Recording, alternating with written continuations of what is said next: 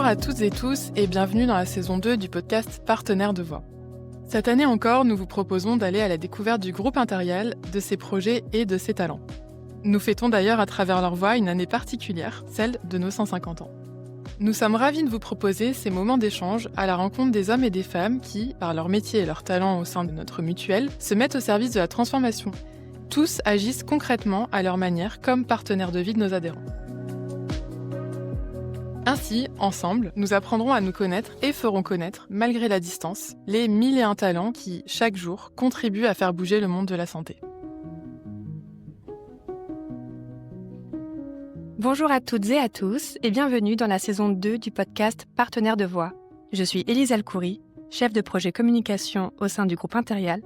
Et pour le 7e épisode de notre podcast Partenaires de Voix, j'ai le plaisir d'accueillir aujourd'hui au micro Gilles Bachelier, président du groupe Impérial et de la mutuelle Impérial. Ce sera pour nous l'occasion d'avoir le point de vue et le vécu d'un président de mutuelle, acteur engagé de l'économie sociale et solidaire.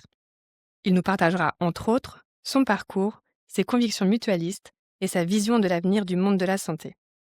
Bonjour Président, un grand merci pour ce temps que vous nous accordez. J'aimerais commencer par vous poser la question suivante. Pouvez-vous résumer votre parcours de vie, votre métier et comment vous êtes arrivé chez Impérial ? Bonjour Élise. Plusieurs questions dans la première question en fait. Donc je suis Gilles Bachelier, je suis né à Metz, en Lorraine. J'ai 61 ans, je suis marié, j'ai 3 enfants et un petit garçon qui va avoir 9 mois, qui se prénomme Paul. Et j'ai la chance d'avoir encore mes parents et mes grands-parents. Concernant mon métier, je vais le dissocier en 2 grandes parties en fait, parce que j'ai exercé plusieurs métiers au cours de ma carrière. Une première partie en tant que policier, durant une quinzaine d'années, et ensuite mon parcours mutualiste. Donc j'ai démarré ma carrière dans les CRS. Je suis parti à l'armée juste après avoir eu un bac de sciences économiques, et puis en quittant l'armée, je suis rentré à l'École nationale de police de Sens, où j'ai passé 8 mois de formation. Et de par mon classement, j'ai pu choisir mon corps d'affectation, donc les CRS, et également l'endroit. Donc j'ai atterri à la CRS 39 à Jarville, ce qui était très bien puisque c'était à 400 mètres de mon domicile à Nancy. Et j'y réside pas très loin encore actuellement. J'ai été très très bien accueilli par un collègue qui s'appelle Christian Piller, qui n'est pas un inconnu pour la mutuelle puisqu'il est encore aujourd'hui administrateur d'Impérial. À l'époque, il était régisseur d'avance de cette compagnie de CRS et nous avons fait tout notre parcours professionnel et mutualiste ensemble. Ça fait 40 ans qu'on ne s'est pas quitté et il cessera ce mandat fin décembre. Et j'ai encore eu au téléphone tout à l'heure, donc pour vous dire qu'on a une relation très proche depuis toutes ces années. Donc mon parcours de CRS en 2 temps. Le premier affecté à la CRS 39 de Jarville, où j'ai fait énormément de déplacements. J'ai passé un concours interne pour être promu gradé. Et puis en 93, j'ai été sollicité pour intégrer l'état-major des CRS de Metz, où je m'occupais du budget, de la logistique, un certain nombre de responsabilités intéressantes à haut niveau. Et j'ai été sollicité en 2000 pour intégrer la mutuelle de la police de Nancy en tant qu'administrateur. Donc pour moi, c'était l'objectif de se rapprocher sur Nancy et puis surtout de rejoindre des personnes que j'appréciais, que j'avais déjà côtoyées par le passé. Et très rapidement, en 2000, nous avons décidé, au sein de cette petite mutuelle de police qui regroupait 3000 adhérents, de créer une grande mutuelle qui s'appelait la mutuelle du ministère de l'Intérieur, la fameuse MMI, qui est née de la fusion de 3 mutuelles, la mutuelle de la police de Lyon, la mutuelle de la police de Nancy, la mutuelle de la police de Lille, et le siège de cette structure était à Lille.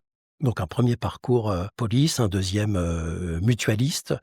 Il se trouve que de 2000 à 2008, j'ai exercé les fonctions de trésorier général adjoint de cette structure. Et en 2008, nous avons créé Impérial, à nouveau à 3, avec la MMI, la SMPPN, qui était une mutuelle police parisienne, et puis la MGPAT, la mutuelle générale des agents et des collectivités territoriales. Et donc nous avons créé cette grande mutuelle pour préparer des échéances qu'on appelait à l'époque le référencement. Et puis nous avons élargi ensuite nos activités, mais j'y reviendrai peut-être après.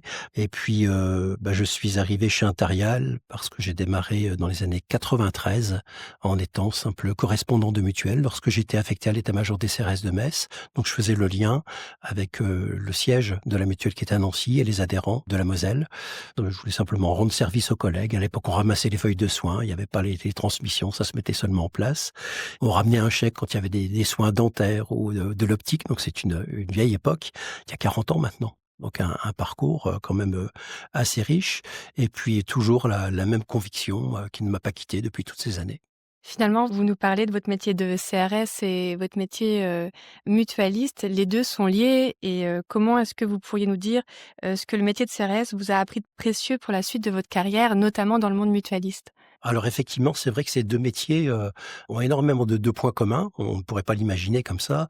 En fait, j'ai découvert énormément de valeurs. Alors j'ai eu la chance, comme je vous le disais, d'avoir un parcours en CRS à 2 niveaux, hein. Il faut savoir que les CRS, ce sont avant tout des gardiens de la paix, qui ont pour mission, d'assurer, le maintien de l'ordre et qui, sont une structure à vocation nationale. Donc l'idée, c'est de faire des déplacements et d'être présent, chaque jour où l'actualité l'exige.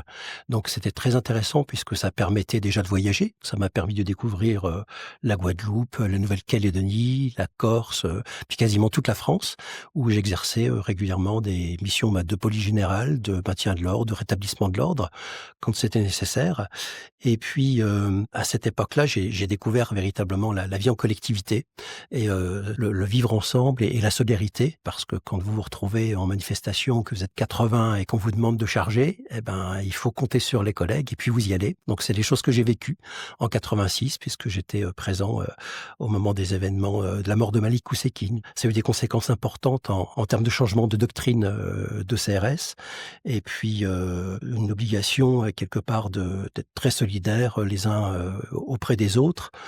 Ce soir-là, moi ce qui me revient, c'est qu'on a eu 272 blessés parmi les forces de l'ordre, alors que nous-mêmes étions là pour protéger la République, étions là pour protéger, les biens et les personnes. Donc ce sont des métiers qui sont, difficiles, qui demandent, beaucoup d'exigences, de discipline, de sang-froid, qui sont mal connus en fait par le grand public.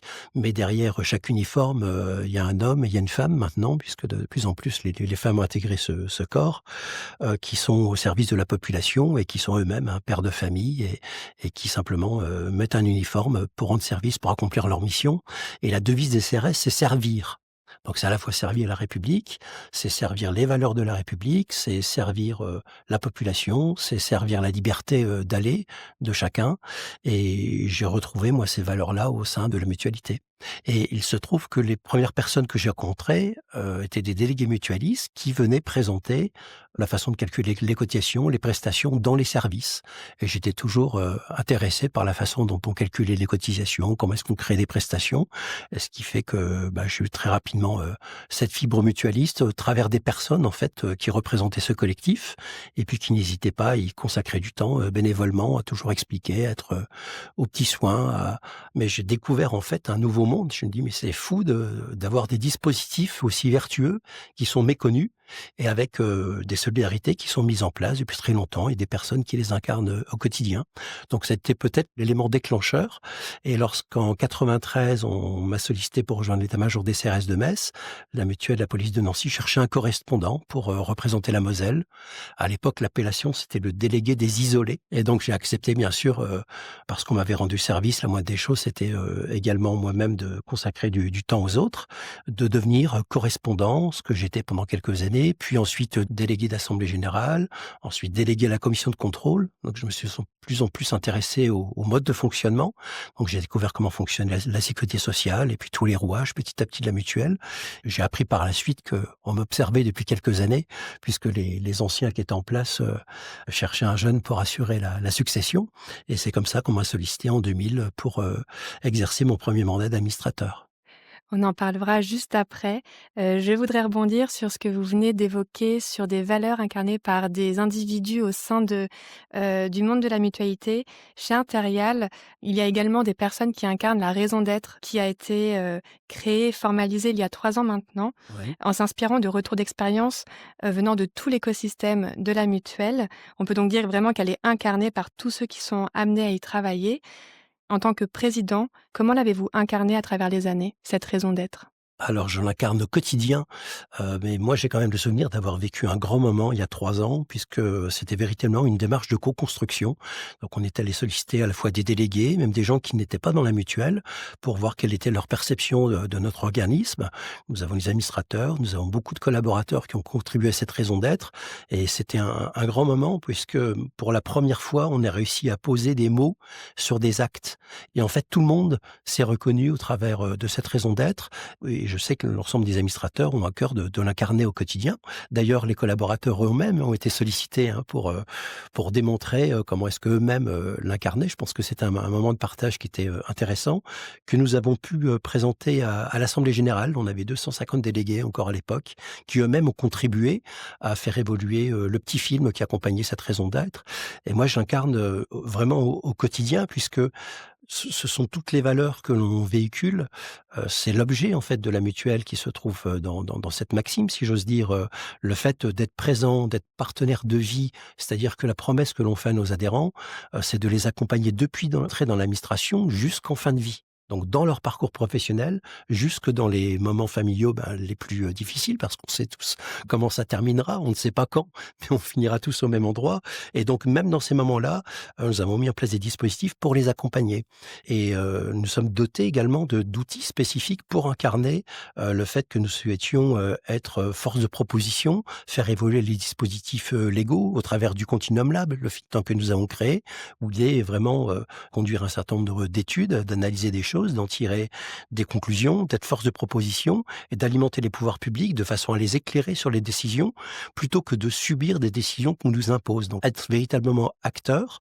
Et puis au travers de prévention plurielle, c'est la même chose. C'est la façon dont au quotidien nous incarnons dans les services une proximité pour développer ces aspects de prévention, montrer à chaque adhérent qu'il est propriétaire de son capital santé et que quelque part il ne doit pas tout attendre des autres. Donc tous les parcours qu'on a pu mettre en place et la façon dont on a organisé Interial fait véritablement sens et on se retrouve, quelles que soient les structures dans lesquelles nous sommes, que ce soit sur Interial, que ce soit sur le Continuum Lab, sur Prévention Plurielle ou même LMDE, on retrouve véritablement cette volonté d'incarner ces engagements et comme je vous disais, moi je l'incarne au quotidien parce que dans tous les rendez-vous que je peux faire au plus haut niveau, puisque je suis régulièrement dans les ministères, j'en parle. Une de mes fiertés, c'est que justement les collaborateurs eux-mêmes l'incarnent alors qu'ils ne sont pas forcément issus du monde mutualiste. Donc c'est une vraie réussite et je pense qu'on s'est pas trompé, c'est notre boussole et je pense qu'elle le restera pendant pas mal de temps. On sent que vous êtes passionné et engagé. Parlez-nous un peu plus de vos convictions en tant que militant mutualiste. Comment vous êtes-vous décidé à vous engager en tant que militant mutualiste? Vous avez parlé tout à l'heure qu'on vous a repéré pour être administrateur. Pourquoi avez-vous voulu pousser votre engagement jusqu'à devenir président de la mutuelle? Dites-nous en plus. Alors en fait, les choses se sont passées tout naturellement, puisque lorsque j'étais correspondant, je n'avais jamais imaginé le fait d'être délégué. D'ailleurs, je ne savais même pas ce qu'était qu'un délégué d'assemblée générale. Donc c'est tout naturellement, à force d'apporter des contributions régulières, que les choses se sont faites. Donc c'était le cas après lorsque j'étais sollicité pour intégrer la commission de contrôle. Bon, moi je suis plutôt un financier, j'ai fait un bac de sciences économiques et j'ai toujours adoré les chiffres. Et donc quelque part, je correspondais au profil recherché de l'époque. Et puis, lorsqu'on a cherché un administrateur, le fait d'avoir travaillé 8 ans en état-major permettait d'avoir quand même une certaine maturité, de travailler avec des hauts fonctionnaires et puis le sens des responsabilités, de savoir dégager des priorités, gérer des dossiers complexes. Donc, c'est comme ça qu'on m'a sollicité.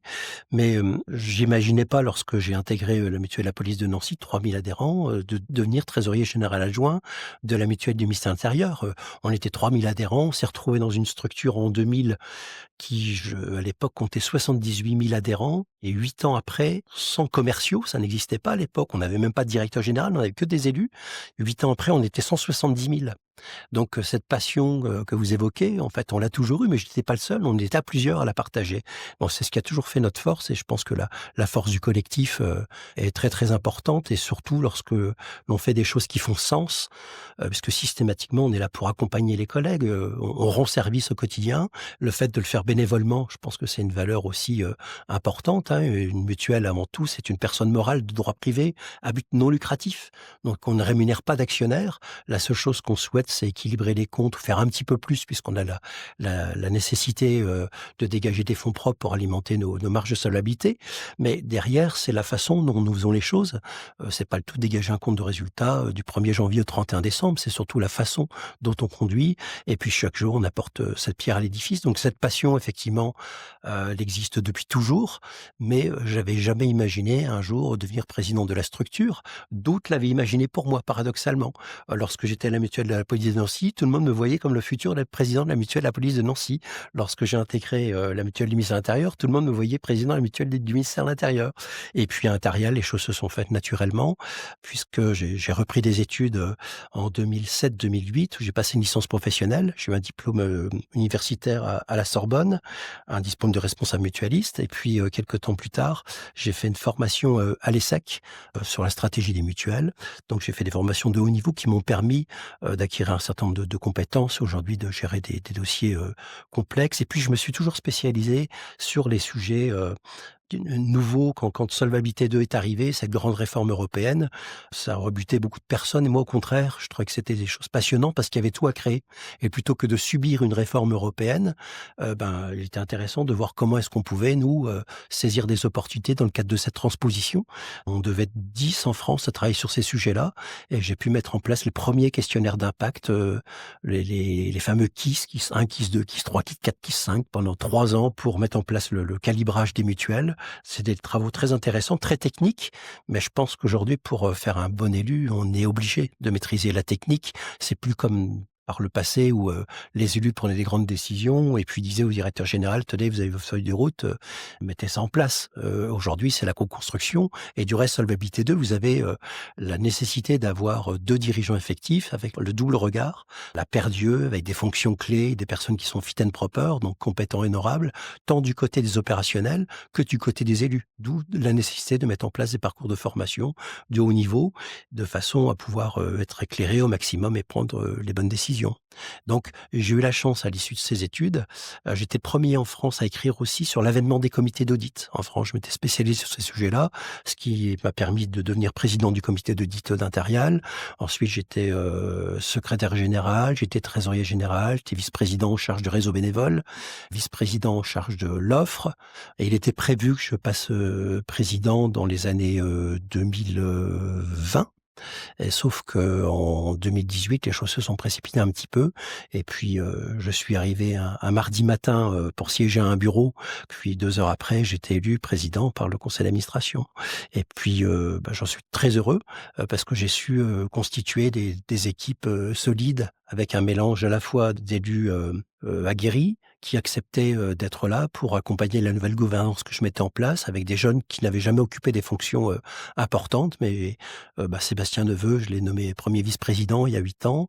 Véronique Farrer, secrétaire générale. Les jeunes ont pris vraiment des postes importants. Et puis surtout, j'ai veillé à mettre en place la parité, à la fois au sein du conseil d'administration, mais également au sein du bureau, avec la nécessité que les femmes occupent des postes importants. On a une vice-présidente qui est en charge de la fonction publique territoriale, on a également une vice-présidente qui est en charge de l'action sociale et de la solidarité, et on a également une administratrice qui est la présidente du comité de rémunération. Donc voilà, c'est toutes des choses qui ont été mises en place comme ça, un petit peu au feeling, mais en fonction des personnalités. Et puis cette complémentarité a fait que la mayonnaise a pris, si je puis dire. Et puis on forme une belle équipe d'élus. Ça fait quasiment 8 ans maintenant qu'on est tous ensemble et puis qu'on a passé toutes ces évolutions. Donc c'est important d'avoir réussi à incarner l'unité au niveau politique et au niveau opérationnel. Avec l'arrivée de Martine Carlu, on a pu mettre des choses en place très très intéressantes. Fabrice Grière, qui était déjà là à l'époque, a accompagné cette transition. Donc on a la chance d'avoir des grands dirigeants qui nous accompagnent et puis une équipe de directeurs aussi qui sont pas issus du monde de la mutualité, qui ont des expertises diverses et variées, qui viennent du monde de l'assurance, du monde bancaire, du monde du conseil, mais qui ont su, au travers de nos valeurs affinitaires, intégrer ces responsabilités-là. Et aujourd'hui, on parle d'une seule voix. Et c'est assez exceptionnel sur le marché de la mutualité.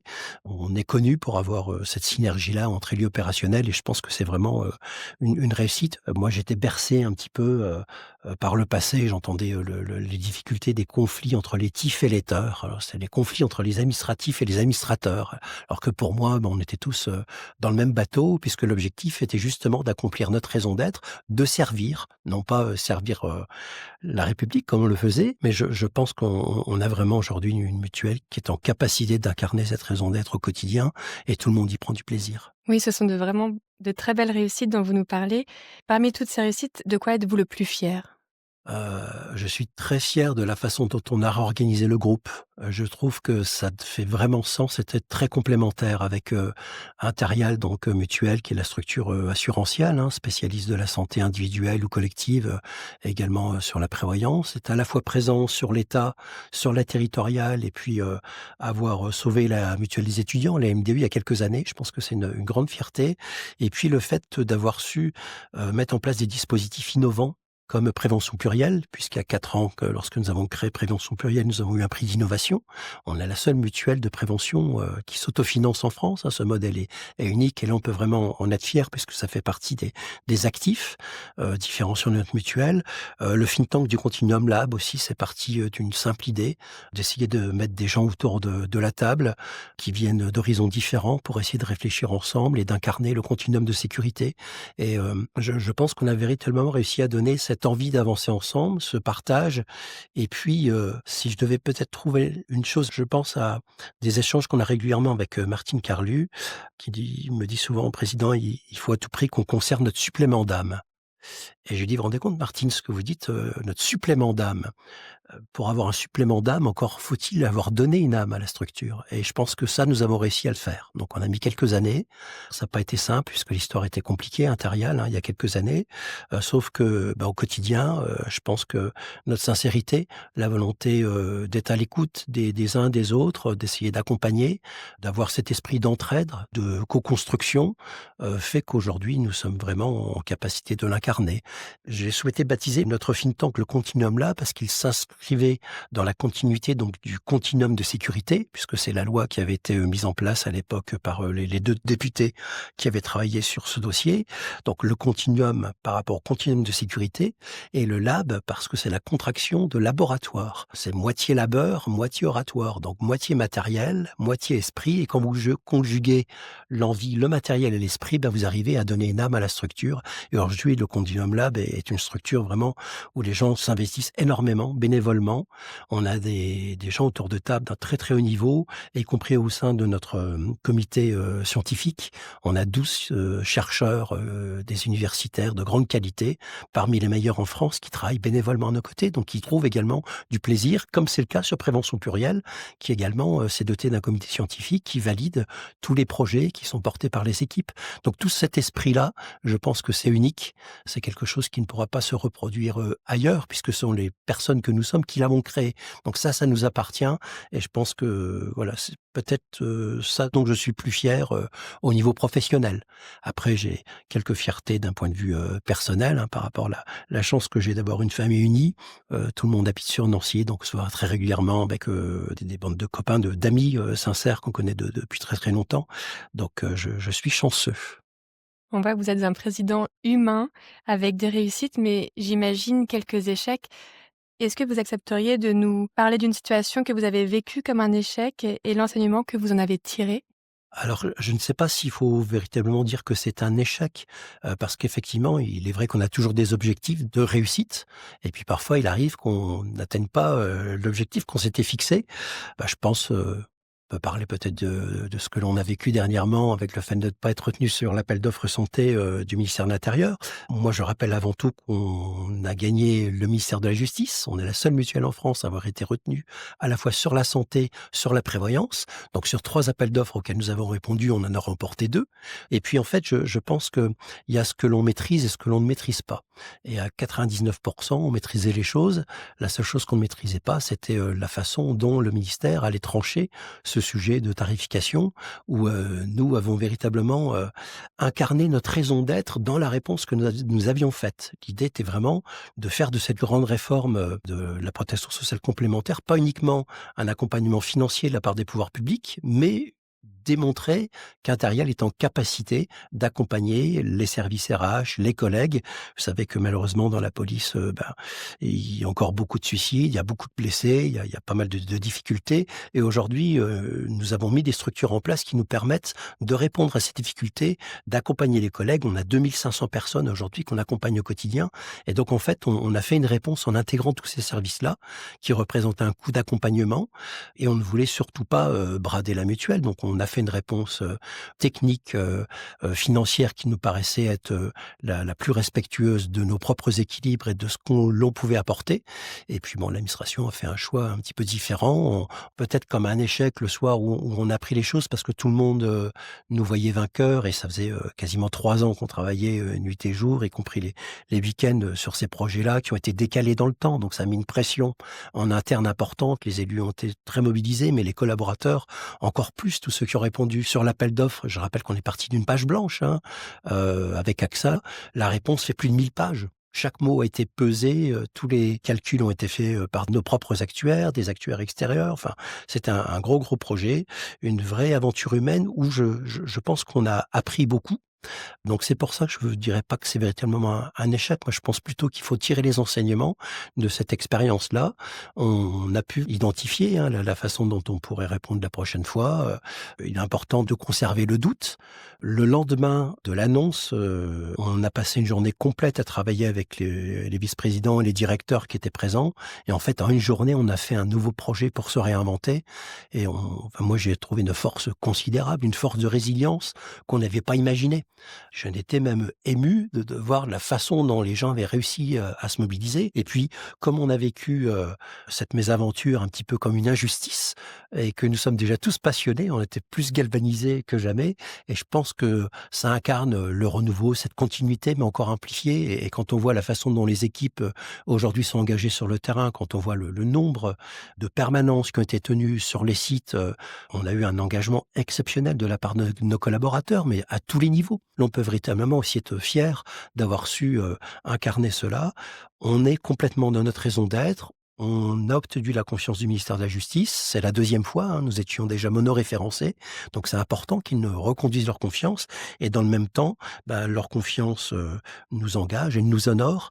Et on fera tout pour honorer cette confiance. Donc, il est normal qu'on ait cette envie d'accompagner, de progresser au quotidien. Et je pense que c'est le plus important, c'est de progresser tous ensemble et que chaque jour permette de devenir meilleur d'un point de vue individuel et d'un point de vue collectif. 2025 était véritablement une année particulière pour Interreal, pas seulement pour les appels d'offres dont vous venez de parler, mais aussi en raison des 150 ans de la mutuelle dont nous parlions en début de podcast. Nous achevons de fêter l'année de nos 150 ans. Qu'est-ce que ce chiffre signifie pour vous? C'est énorme, 150 ans. Je crois qu'on est la structure la plus ancienne dans le monde de l'économie sociale et solidaire. On peut mesurer le parcours exceptionnel et surtout les personnes qui ont su construire cette histoire au fil du temps.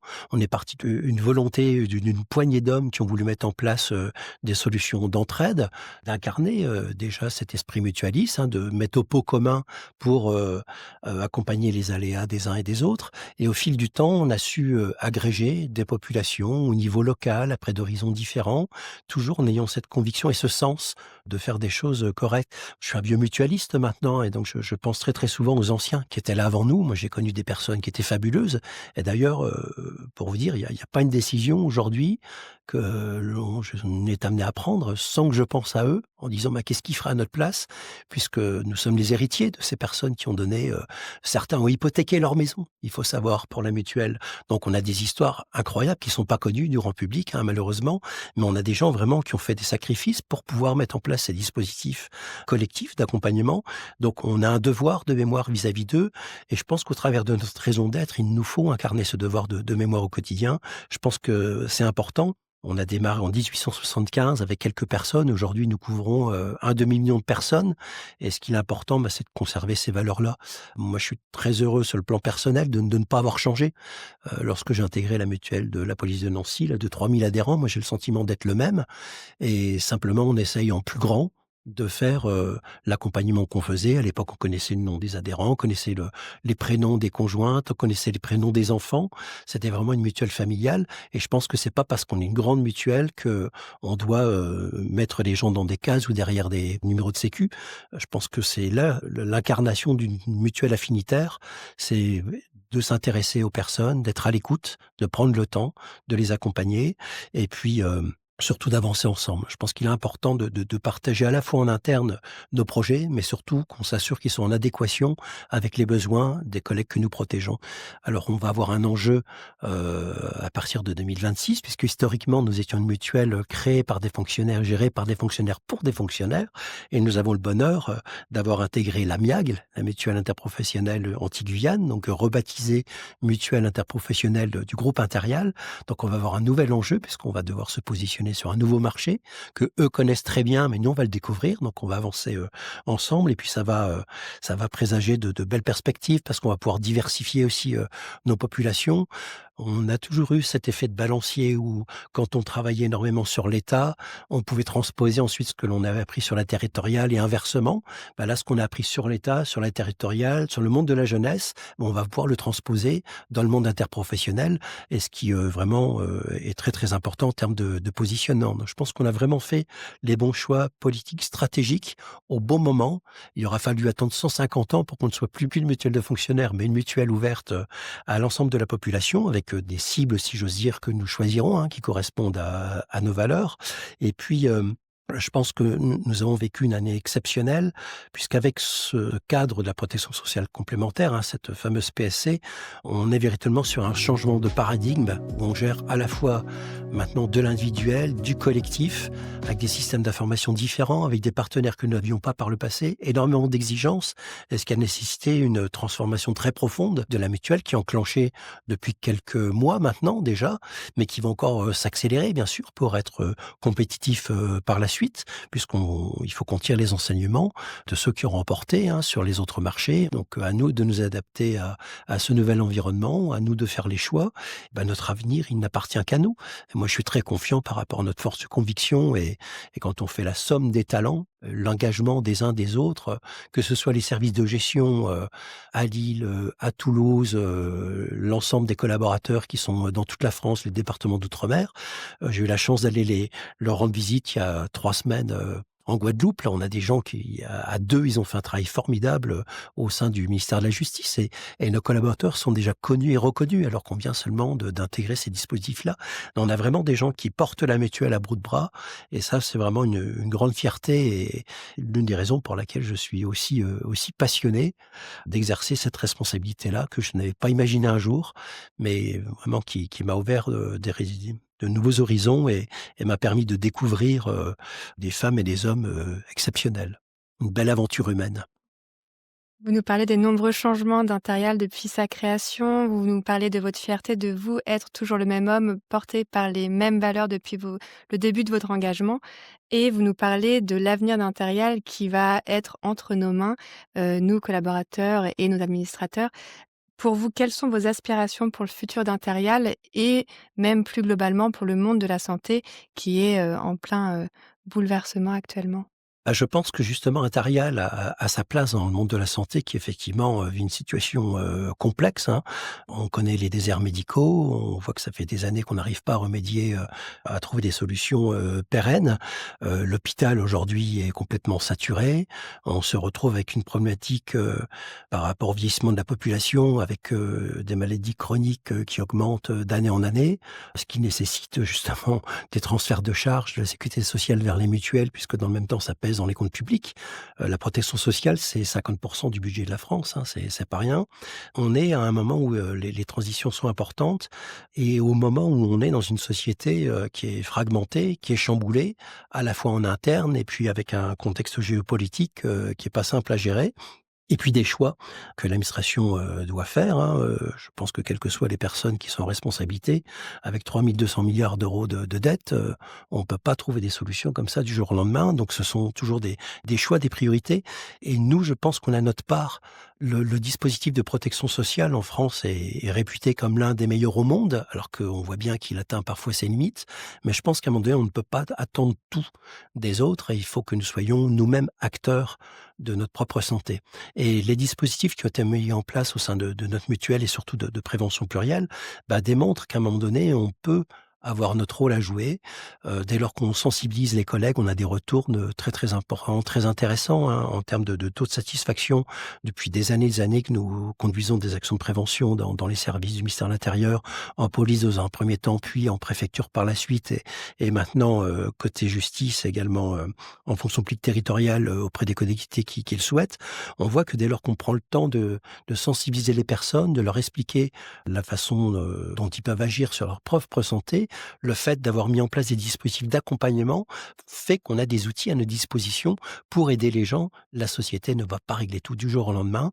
On voit au travers de nos baromètres santé et également une belle innovation dont on peut fier. On a une connaissance, très, très fine, d'un point de vue, physique, et mental des populations que nous protégeons, avec des comparatifs par rapport à la population nationale. Donc on dispose aujourd'hui de grands indicateurs importants qui nous permettent de cibler aussi ces actions de prévention en fonction des déterminants de santé, en fonction, des régions, des populations. Donc tout ça, ce sont des choses, qu'on ne doit pas négliger et au contraire les utiliser comme des leviers pour accompagner cette transition. Le temps qu'effectivement, les pouvoirs publics arrivent à mettre des choses en place, à essayer de désaturer, l'hôpital, faire en sorte que les gens n'aillent pas systématiquement, eux-mêmes pour le moindre petit bobo, saturer les urgences. Donc il y a un problème d'éducation, ça démarre, à l'école aussi, hein, l'éducation à la santé, à la prévention. Je pense qu'on a notre rôle à jouer et surtout, je pense que c'est justement parce que cet univers est chamboulé qu'on se doit d'être fort pour, quelque part, résister, incarner notre résilience et être en capacité de développer des mutuelles, qui ont fait leurs preuves. Je pense qu'on arrivera encore à incarner ces solidarités et en tout cas Intarial a un rôle à jouer.